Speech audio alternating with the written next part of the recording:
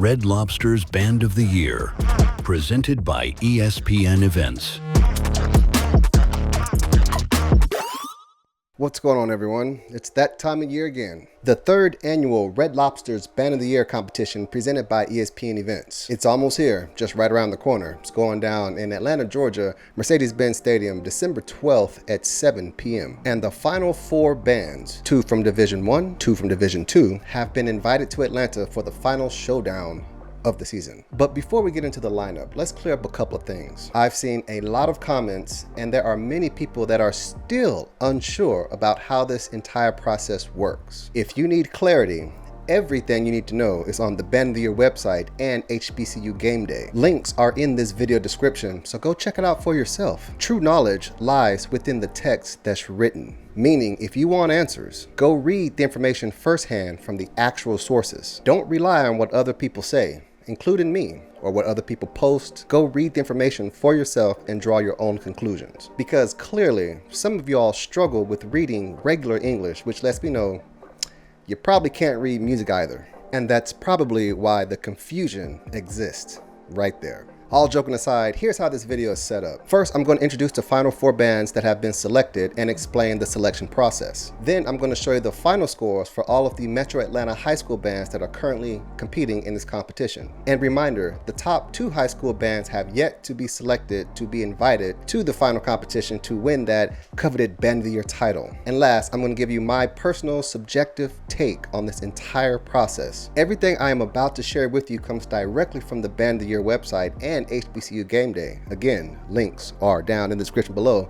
Go read the information for yourself. Let's get into it. I have a book out. It's called The Media Team, How to Record Marching and Concert Bands, available right now on Kindle and paperback available on Amazon. There's a link down in the description below and in the cards at the top. I go step by step on how we record marching and concert bands, everything from parades, halftime shows, gym battles, all the way to concerts on stage. It has step-by-step instructions on where to place the microphones, what kind of equipment you need to have for any kind of budget. If you're starting a media team, if you're just doing this by yourself, all that stuff's in there. It's about 72 pages, very proud of it, but it's real, it's really nice. It's right here, look, there it is. Look, got color pictures and stuff like that. If you purchase the ebook, it's got links to performances to show you exactly what things look and sound like. I'm telling you, it's really nice. And I wrote it for anybody that wants to start a media team for their own band. Do this by yourself. If you're already on a media team and just need a little bit of guidance on what to do in certain situations, it's all right there. It's got everything in there from equipment all the way down to media team safety. It's all in there. So go check that out. It's the only book out there that's specifically for recording marching and concert bands.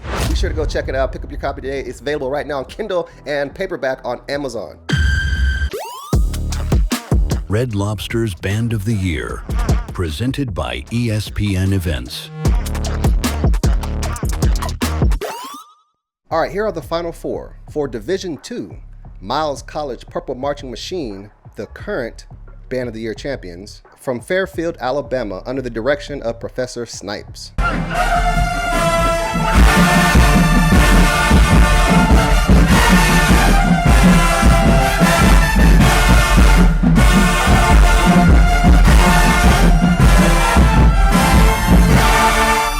And from Fayetteville, North Carolina, Fayetteville State University, Bronco Express, under the direction of Austin R. Chalmers.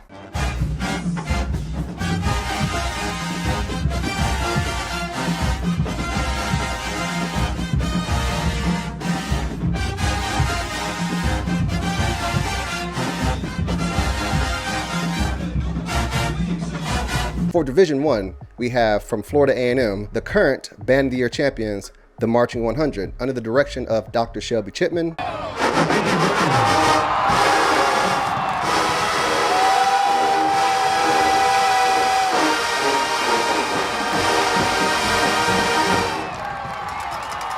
And from Baton Rouge, Louisiana, we have the Southern University Human Jukebox, under the direction of Dr. Keldrick Taylor.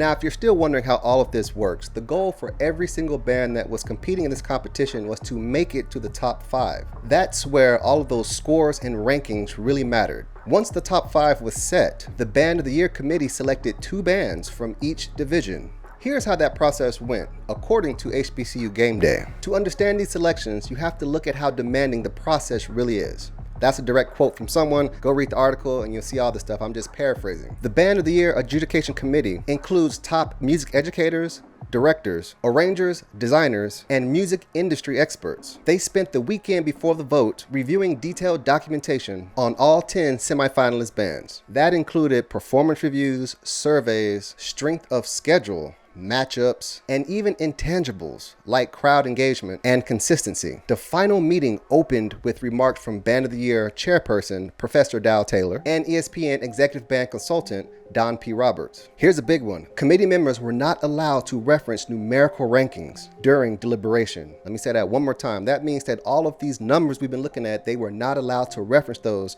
during this time. Remember, all of that ranking and scoring was just to get the bands to the top 5. That was the band's main goal, was to accumulate as many points they can to be in the top 5 for this deliberation. That rule ensured that every HBCU band in the top 10, 5 from Division 1, 5 from Division 2, was evaluated on equal footing, because if not, clearly you see that the highest ranking ones would have been the ones picked, but that was not the way this was ever set up to be. Go read and find out for yourself. Each member submitted a blind anonymous vote before any group discussion. Only after a full conversation about the strengths of each band did the committee cast official ballots. Both rounds of voting were compared to keep everything accurate and fair. Don Roberts later described this scene saying,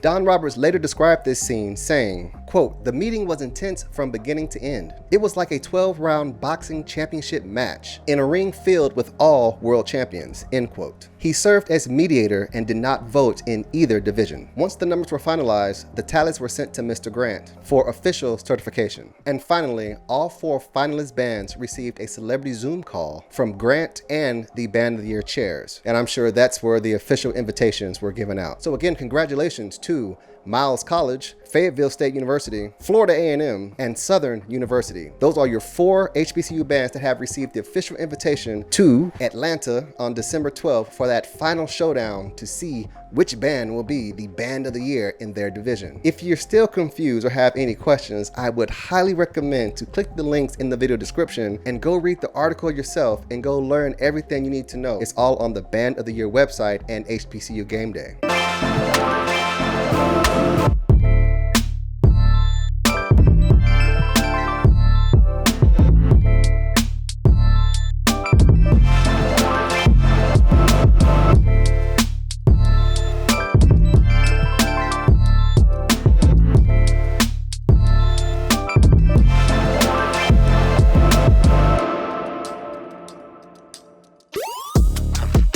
Red Lobster's Band of the Year, presented by ESPN Events.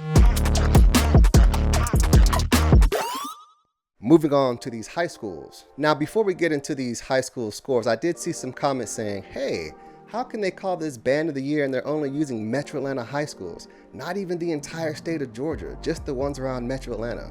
What about the ones in Tennessee, Florida, Louisiana, Alabama, Texas? There are some great high schools all over the country that seem to not even be considered in this Band of the Year competition. Well, remember this Band of the Year competition is just that, a competition, and I am very positive that in the future they're going to expand the invitation out, but things have to grow. Keeping a business mindset, that is the easiest way to get local high schools involved for crowd engagement. And I'm pretty sure they are looking at all these numbers and seeing how they can expand the high school aspect of this competition. To be honest, I do agree that there are some high schools I have seen that are not in Georgia that should definitely be a part of this. I'm not going to call out who or say who because I'm just not. However, the ones in the Metro Atlanta area are the ones that are competing in this competition. And here's a graphic with their final scores right here.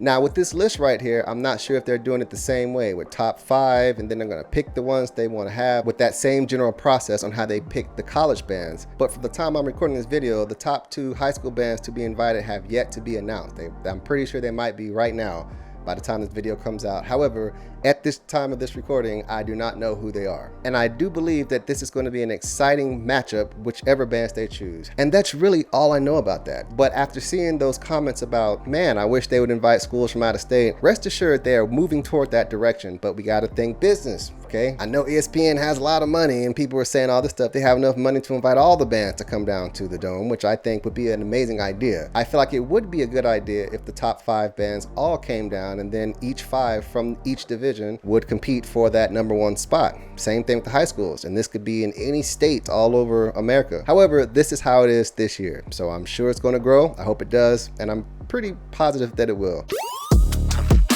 Red Lobster's Band of the Year, presented by ESPN Events. Now, how do I feel about this entire competition? I still love it a lot. Personally, I enjoy field shows a lot. I do like stand battles. And for the people who say, hey, you should consider the stuff they play in the stands and all this, no, that's not what this competition is. This is a, say it with me now, field show competition that is called Band of the Year, presented by ESPN Events, sponsored by Red Lobster. Field shows is what this competition is about, so it doesn't matter how amazing a band does standing still and playing music in the stands, because, you know, elementary schoolers can do that. I've seen it. This competition is about field shows, and I like that a lot. They have a diverse panel of judges who are all experts in their fields, and they know exactly what they're talking about when it comes to the criteria. I've seen comments before saying, oh, this competition is rigged, or this and that, or whatever. Southern has been invited. So there you go, for all of you Step 2 bands. I don't think that there was any other band that was as neat and clean on the field this year with that kind of style other than Southern. That's my honest opinion on that. And if you look at all the criteria, every single band can equally be judged in this. For the ones who don't want to participate, that's perfectly fine. It's just a competition. Now, if it was me, I would have waited until the end to release those statements that some bands release, but you know, sometimes people just gotta do what they gotta do. However, it would have been a bigger move, in my opinion, to release those statements now, after you were selected, after you made the top 5. I mean, I think that would have been a bigger move, if you know what I'm saying. And even with that said, the bands that they have chosen, the 4 bands, I'm not 100% sure if they accepted the invitation or not. Let's say, what if Southern was like, no, we don't want to go? Okay, that's fine, but I feel like they have. That's why they released a statement and all this good stuff. But anyways, the event is going down December 12th at Mercedes-Benz Stadium in Atlanta, Georgia at 7 p.m. One last thing though, I feel that they could make the event bigger by inviting more bands. I do remember being on conference calls with all the committee members before, and they were saying that it has to be a fast turnaround time to flip the stadium for the Celebration Bowl, because for whatever reason, they're doing all this in one weekend. I don't know the schedule and what's going on in the stadium, but it'd be really nice if Band of the Year was like the week before the Celebration Bowl, so they can have the stadium the entire day, thus allowing more bands to come so they can have more time to showcase the bands. Part of the things that the committee were saying is that from 7 to 9 is how long they have the stadium for, which means they only have time for 6 bands, including 2 high schools. So in that allotted time, that's really about it, if you think about it, for all of my business-minded people. But it would be nice if the events were on 2 separate days, because I have heard some people say before, going to the Band of the Year competition and then going home to wake up again to be back up there in the morning for the Celebration Bowl is stressful on some people, because traveling downtown Atlanta, if you don't live in the heart of the city, that's a lot to do. Especially leaving at night, going home wherever you lived, and having to get up early to come back to go to the Jamboree in the morning.